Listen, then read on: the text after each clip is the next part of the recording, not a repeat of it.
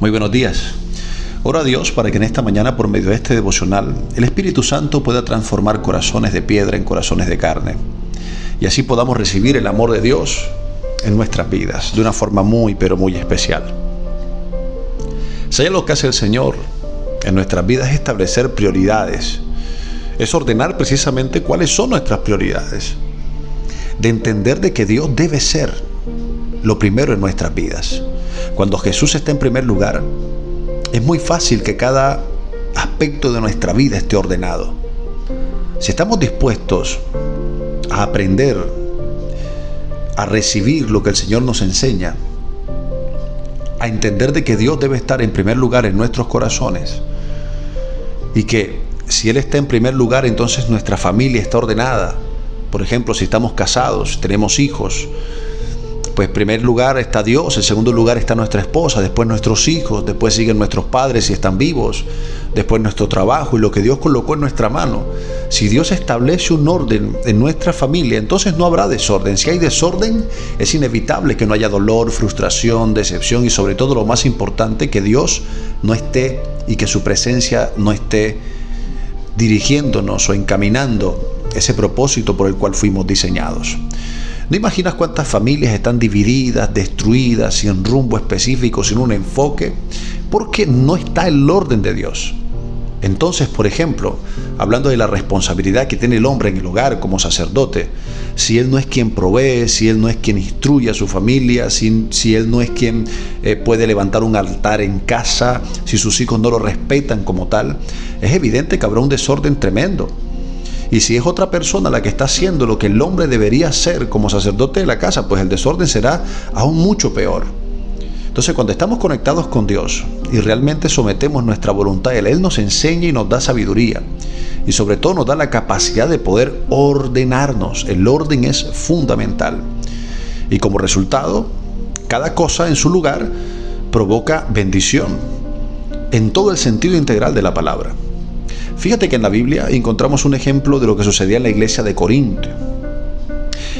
En la primera carta a los Corintios, en el capítulo 14, hablaba de que había un desorden impresionante dentro de la iglesia. Cuando los servicios se daban habitualmente, todos querían hablar en lenguas, todos querían profetizar y todo era escandaloso y mal administrado. Entonces el apóstol tenía que dar algunas instrucciones específicas para que este desorden no continuara dentro de la iglesia. ¿Por qué? Porque a Dios no le agrada el desorden. Y decía, por ejemplo, en el versículo 27 de este mismo capítulo 14, si alguno habla en lengua extraña, que sea solamente 2, a lo sumo 3, y que lo hagan en turno y que uno de ellos interprete. También llamó la atención fuertemente a las mujeres para que pudieran guardar silencio porque tenían también un desorden impresionante, donde todas querían hablar, todas querían profetizar, todas querían hablar en lenguas. Y el apóstol le decía, bueno, aprenda en casa, guarde silencio y que su marido le explique la escritura. En el versículo 33 dice, Dios no es un Dios de confusión, sino de orden y de paz. Mira qué tremendo cómo habló el Espíritu Santo por medio del apóstol en ese momento para hacer el llamado de atención a la iglesia. ¿Por qué? Porque había un desorden tremendo y esta es la muestra clara de que Dios le agrada el orden, que Él se mueve en el orden y que el desorden evidentemente lo que provoca es confusión.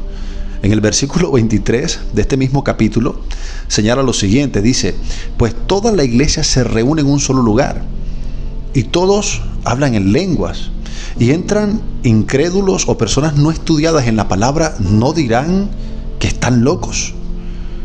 Mira que es impresionante porque muchas veces nosotros no alcanzamos a dimensionar lo que ven las otras personas.